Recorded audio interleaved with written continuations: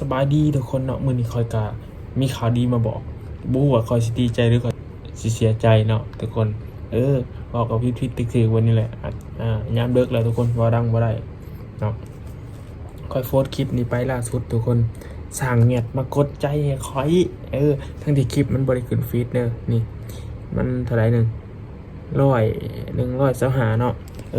125วิวสร้างเงียดแล้วมากดใจข่อยเดี๋ยวเราสิไปเบิ่งนำกันเลยว่าแม่นซองแท้หรือซองปลอมบ่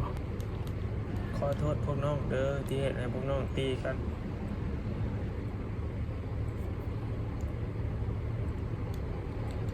โอ้ซองแท้ทุกคนซองแท้